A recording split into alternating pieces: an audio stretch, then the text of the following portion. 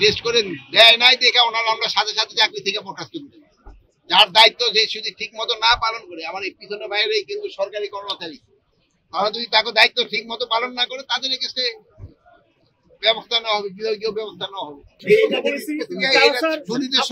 এটা ভালো কথা না, সুনির্দিষ্ট অভিযোগ থাকলে ইসের কিন্তু কৃষি এটা কিন্তু এটা মনিটরিং সেল আছে, এটা সভাপতি আমাদের ডিসি সাহেবের সাথে কমপ্লেন করবে।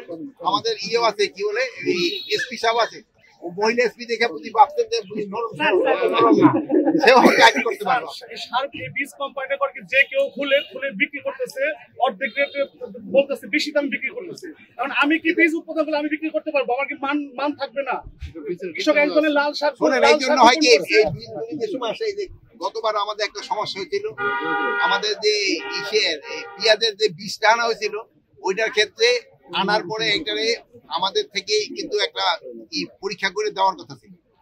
যেহেতু তারা কথা শেষ করতে, আমাদের একটু বাঙালিকে অভ্যাস হলো, ধৈর্য নাই, এই টেস্ট করে দেওয়ার কথা ছিল, বাট উনি টেস্ট করে দেয় নাই দেখে ওনারা আমরা সাথে সাথে চাকরি থেকে বরখাস্ত করি।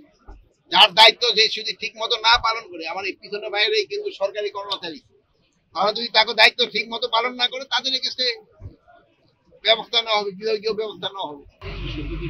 আর কৃষকরা যদি বীজ করে দিতে পারে তো সবচেয়ে ভালো, ওইটা নীতি পাইলাম। যদি বললেন না, ওই যে হরিধানটা কিন্তু কৃষকের আবিষ্কার করতে, উনি ওই বিভিন্ন ছড়াগুলি নিয়ে ইভেন তো অনেকে দেখবেন যে আলুগুলি খেতে বড় আলুগুলি রেখে দেয়, যেহেতু বড় আলুগুলি করলে কিন্তু ওই গাছগুলি প্রথমেই একটু মোটা হয়ে উঠবে।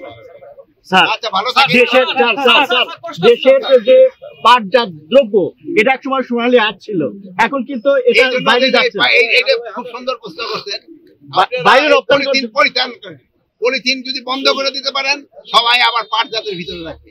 এখন কিন্তু আমাদের দেখবেন যে কৃষি বা ইসের থেকে পলিথিন এবং প্লাস্টিক এটার বিরুদ্ধে কিন্তু ব্যবস্থা নেওয়া হচ্ছে। এই যে কিছুক্ষণ আগে দেখলেন যে এই যে প্লাস্টিকের বোতলে পানি, আমি বলছি কলের পানি আনো নেই, কিন্তু প্লাস্টিকের পানি এইগুলি আপনারা বর্জন করবেন, প্লাস্টিকের বোতলের পানি বর্জন করবেন এবং এই পলিথিন বর্জন করবেন। এই পলিথিন বর্জন করলে এরা এই আমাদের যে আগে দেখছেন না বাপ দাদারা ওই সকালে বাজারে চটের ব্যাগ নিয়ে তো যেত, ওরকম ব্যাগ নিয়ে আপনারাও যাবেন।